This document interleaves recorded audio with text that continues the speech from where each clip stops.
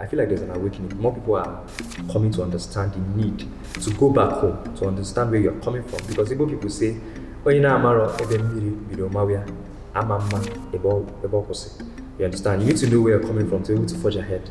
My name is Chukwudi Utazi, and I work here at the Center for Memories as the Program Officer Communications. The Center for Memories is a repository of Igbo history and culture. We are an organization that promotes Igbo history. We showcase Igbo history, Igbo culture.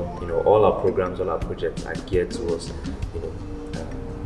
maintaining our culture, promoting our history, and seeing to the fact that we don't lose our culture, our value, our identity as Igbo.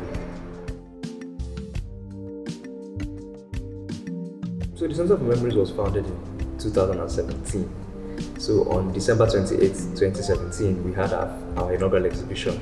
We've been working towards our vision, which is to become the leading hub of Igbo history, culture, and excellence. Well, the center is not a government-owned organization. Okay, so a group of like-minded individuals came together and thought about the need to preserve our culture as Igbo people, to preserve our history, and they came up with this beautiful idea, this brilliant idea to have an organization like the Center for Memories. And that exhibition takes a lot of time, energy, and money. Yes, it takes a lot. So over time, we've had about 9 exhibitions or 8 exhibitions. The inaugural exhibition was titled Olandibo. That one showcased, Igbo contribution to the world. We used Olandibo to showcase different people, different Igbo people who have done marvelously well in different walks of life. The Chikobis, Louis Mbanefo, the Chinua Achebes, people who have done so well in sports, in academics, politics, in health, in all walks in art, Benewon and all that. So it depends on the amount of time we spend on an exhibition on research, depend on the exhibition itself. We've had exhibition on reviving lost technologies of Igbo people. The way Igbo people used to do, used to chill their water. Back in the villages, we have this calabash in our maybe grandmother's room or something, and she stores water in there. And when you go to take water from that pot, it's very cold.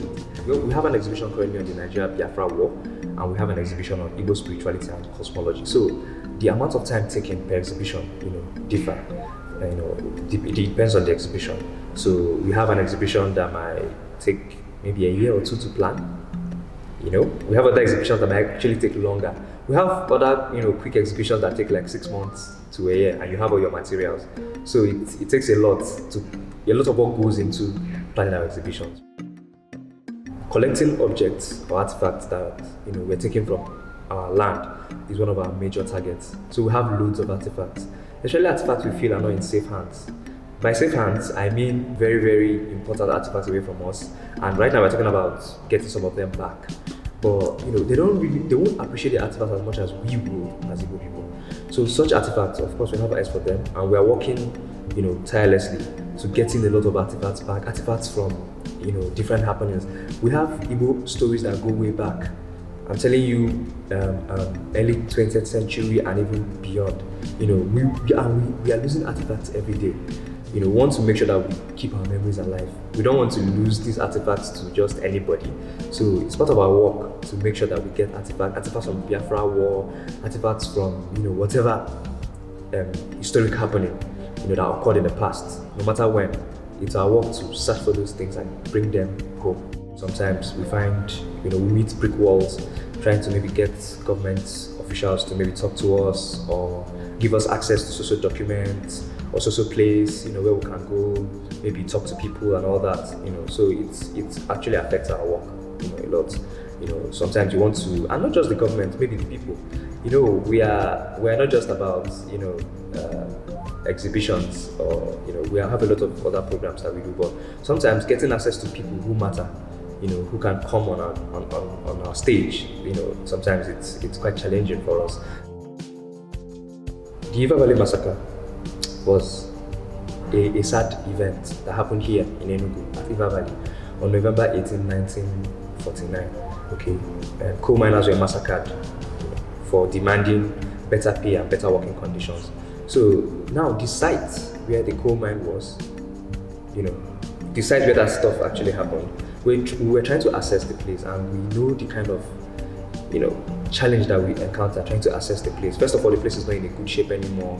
It's an abandoned site, and these are sites that are supposed to be conserved, are supposed to be taken care of, so that many years down the line we can always tell the story and we can always take people there. More resources need to be put into the cultural sector, to enable organizations like the center to carry out projects, and other organizations as well. We need to conserve our culture. We need to preserve our culture. If not, everything will get eroded, and it's going to cost us a lot. Identity crisis is a thing. It's going to cost us a lot. If you go online as well, you see that many more people are becoming entangled. They are embracing their Igbo-ness, their Igbo nature, their Igbo identity.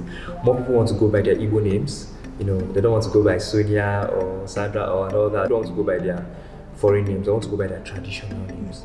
Yes, so I feel like there's an awakening. More people are coming to understand the need to go back home, to understand where you're coming from. Because Igbo people say,